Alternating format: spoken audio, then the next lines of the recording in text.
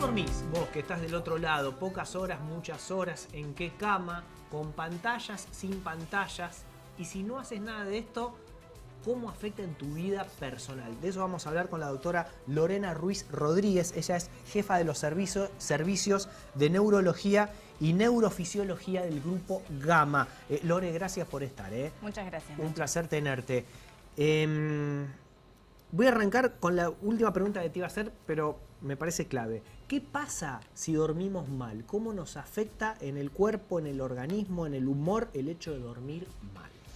Bien, dormir mal se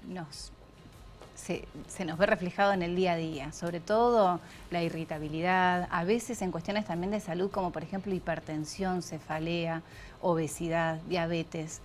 Tiene implicancias sobre todo cardiovasculares, pero a nivel de la salud general, y eso lo podemos ver sobre todo en aquellas personas que tienen un mal descanso crónico. ¿Sí? Ahí es donde principalmente podemos empezar a ver reflejado. Pero con una noche de mal descanso ya empezamos a ver algunos reflejos al día siguiente de ese mal dormir. ¿Cuáles son los ejes principales del mal dormir? Bien, sobre todo el mal dormir se caracteriza por poco tiempo, o sea, pocas horas de descanso, por un sueño interrumpido durante la noche o por poca profundidad, un sueño muy superficial. Esas son las tres claves que marcan que ese sueño es de baja calidad. ¿Y cómo hay que dormir bien? ¿Qué sería dormir bien? Justamente lo opuesto, o sea, necesitamos dormir una cierta cantidad de horas que puede variar, ¿Cuántas? No para todos es lo mismo. Hay un promedio, va cambiando según la edad, no es lo mismo en los niños que en los adultos. Un promedio en los adultos de 7 a 9 horas. De 7 a 9 horas. De 7 a 9 horas. En adultos. Exacto, ese es un promedio. ¿Qué pasa con la cena antes de dormir? ¿Cuántas horas antes de dormir tengo que cenar? Y en lo posible, ¿qué tengo que cenar?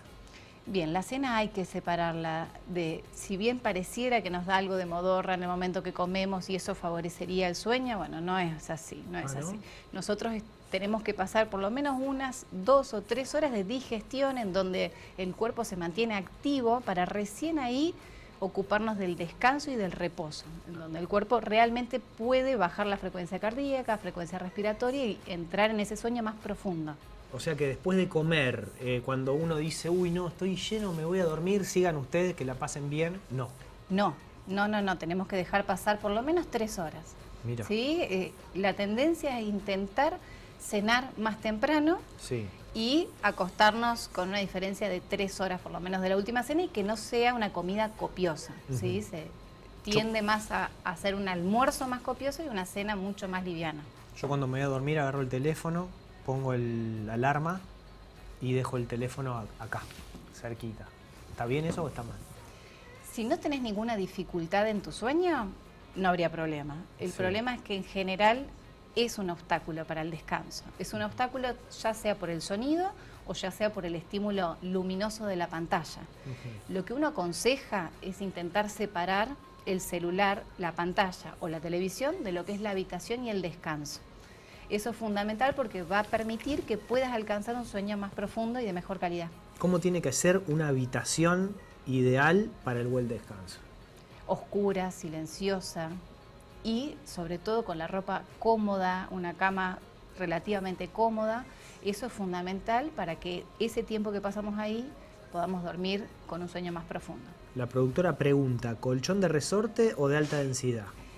En realidad depende mucho de la edad y depende mucho de la preferencia de cada uno. No es ahí una recomendación clara sobre el tipo de colchón y obviamente si tuviera alguna patología asociada, por ejemplo de columna o alguna otra cosa, habrá una recomendación en particular, pero es más de preferencia de la persona que una recomendación oficial. Otra pregunta, la almohada, viste que dicen, no hay que dormir con almohada del cuerpo recto. Otros que dicen, no, la almohada sí, pero que sea finita. ¿Cómo tiene que ser una almohada? No, la almohada obviamente debe estar, pero debe respetar la curvatura normal de la columna. O sea, ni muy alta ni muy baja y tiene que tener algo de profundidad en el momento que apoyamos la cabeza. También tiene que tener algo de, o sea, que la cabeza se adapte. Exacto, tendría que ser lo más fisiológico. Cuando uno se acuesta, tiene una curvatura normal del cuello que debe respetarse. Otra de las costumbres que uno ve mucho es que, no, yo me levanto y activo. Así, suena el despertador, salto de la cama, me pego un baño y me fui a trabajar, así. está en la oficina y hace 15 minutos estaba durmiendo. Bien, no todos tienen esa capacidad.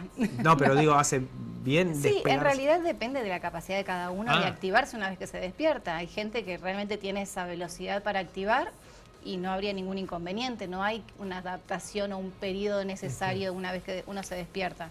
Solo que la gran mayoría los necesita. Sí, pero no va a afectar una vez que te levantás, como te levantás, no afecta. No, principalmente si tuviste un buen descanso, probablemente te despiertes con toda esa energía. ¿Qué otras recomendaciones tenés para darle a la gente que nos está escuchando? Es importante, sobre todo, tener en cuenta que hay sustancias que van en contra del buen descanso. Y hay que identificarlas para justamente evitarlas a la noche. Sí. Como por ejemplo el café, el mate, bueno, obviamente el cigarrillo y todas las bebidas que puedan tener cafeína o mateína van en contra del descanso, van a generar un sueño más superficial.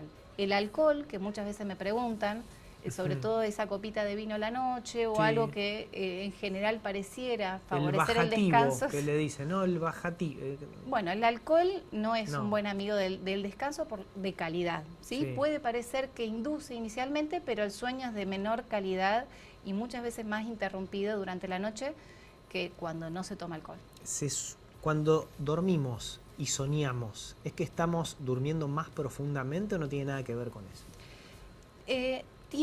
Sí tiene que ver con un sueño de mejor calidad porque no es en cualquier etapa que nosotros tenemos sueños. En general el sueño va acompañado de etapas más profundas del descanso y sí, es un signo indirecto de que ese sueño alcanzó una profundidad. Bien. Pero podemos alcanzarlo y no recordar los sueños, que la gran mayoría de las veces no los recordamos. ¿Y cuando los recordamos, por qué se da? ¿Por una cuestión...?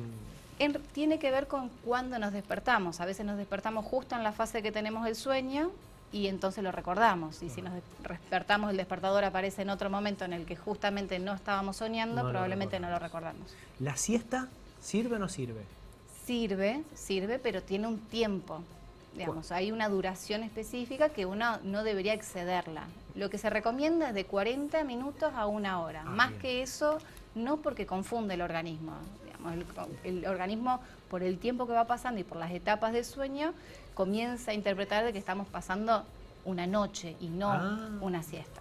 Y nos despertamos, sí, con más modorra, con más cansancio, no es tan reparadora que cuando las hacemos en el tiempo que tiene que ser.